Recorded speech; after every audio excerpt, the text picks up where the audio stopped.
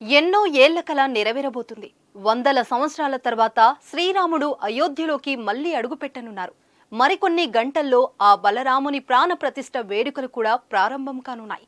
ఉత్తరప్రదేశ్లోని అయోధ్యలో శ్రీరాముడి విగ్రహ ప్రాణ ప్రతిష్ఠకు ముహూర్తం సమీపిస్తున్న వేళ ఉగ్రవాద సంస్థల నుంచి వరుసగా బెదిరింపులు రావడం కలకలం రేపుతున్నాయి. అయోధ్యలో విధ్వంసం సృష్టిస్తామని ఇప్పటికే ఖలిస్తానీ ఉగ్రవాది గురుపంత్వత్ సింగ్ పన్ను హెచ్చరించాడు.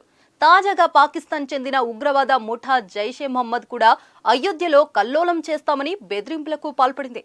అమాయక ముస్లింలను చంపి రామ మందిర ప్రారంభోత్సవ కార్యక్రమం నిర్వహిస్తున్నారని హెచ్చరించింది. Gautam neuro care brain stroke migraine fits brain and spine surgeries కి best neuro surgeon. Babri Masjid కూల్చివేత ఘటనలను ప్రస్తావిస్తూ కల్లోల పరిస్థితులు తప్పవని హెచ్చరించింది. ప్రస్తుతానికి పరిస్థితులు అదుపులోనే ఉన్నాయని, భద్రత పరంగా అన్ని జాగ్రత్తలు తీసుకుంటున్నామని నిఘా వర్గాలు వెల్లడించాయి. గత ఏడాది జనవరి 26 సందర్భంగా కూడా జైషే ఇలాంటి బెదిరింపులకు పాల్పడింది. జైషే తాజాగా ఈ హెచ్చరికతో భద్రదళాలు అప్రమత్తమయ్యాయి. అయోధ్యలో హై అలర్ట్ ప్రకటించాయి. రామ మందిర ప్రాణ ప్రతిష్ఠ మహోత్సవం నేపథ్యంలో అయోధ్యలో భద్రతను ఎప్పటికప్పుడు పర్యవేక్షిస్తున్న ఉత్తరప్రదేశ్ యాంటీ టెర్రరిజం స్క్వాడ్ ఇటీవల ముగ్గురు ఖలిస్తానీ సానుభూతి పరులను అరెస్టు చేసింది. ఆ ముగ్గురి గురుపంత్వత్ సింగ్ పన్ను నేతృత్వంలోని నిషేధిత జస్టిస్ ఫర్ సిక్స్ సంస్థ సభ్యులు శంకర్ దుస్తాప్, అజిత్ కుమార్, ప్రదీప్ పునయాగా గుర్తించారు. ఈ ముగ్గురు రాజస్థాన్ వాసులు. ఎవరికీ అనుమానం రాకుండా ఉండేందుకు వీరు తమ వెహికల్ పై కాషాయం జెండాతో అయోధ్యలోకి ప్రవేశించారు.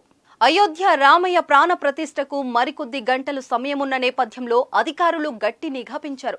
జాతీయ విపత్తు దళం రామ మందిరం సమీపంలో శిబిరాన్ని ఏర్పాటు చేసి రేపు జరిగే ప్రాణ ప్రతిష్ఠ వేడుకకు ముందు ఇక్కడ 3 ఎన్డీఆర్ఎఫ్ బృందాలు మోహరించాయి. స్థానిక పరిపాలన యంత్రాంగం పోలీసులతో సమన్వయం చేసుకుంటారు.